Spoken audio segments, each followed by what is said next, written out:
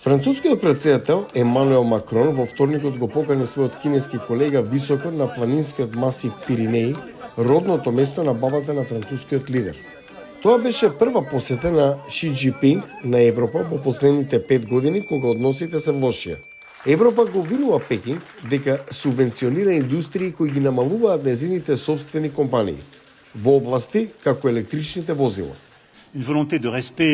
Тоа е желба за меѓусебно почитување и разбирање и желба да продолжиме да ја отвараме трговијата, но да се осигураме дека таа е целосно фер во секое време, без разлика дали во однос на тарифите, помошта или пристапот до пазарите. Ши не направи остапки веднаш, вели аналитичарот Стив Санг. Ши Џинпинг не чувствува дека Кина има проблем со прекумерен капацитет. И тој смета дека европската позиција за кинеските електрични возила, например, е неразумна. Но се разбира, тој исто така се обидува да се ангажира со французите и потенцијално да има водечки кинески производител на автомобили со фабрики во Франција. Западните земји ја обвинуваат Кина дека ја помага руската инвазија на Украина преку зголемена трговија и продажба на стоки со двојна употреба, што може да се користат за производство на оружје. Председателот Ши ги отврди тие обвинувања. Кина не е ниту креатор на кризата, ниту страна учесник во војната.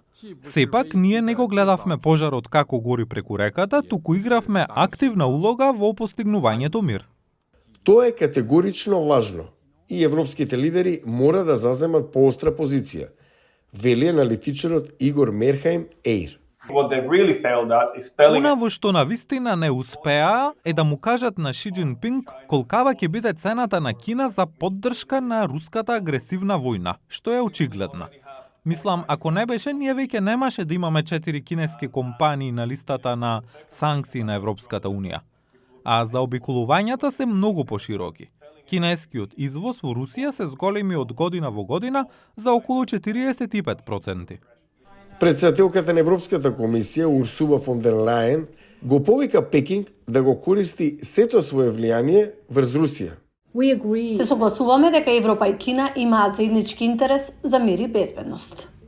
Европа треба да биде пореална за амбициите на Пекинг, коментира аналитичарот Мерхаим Еир.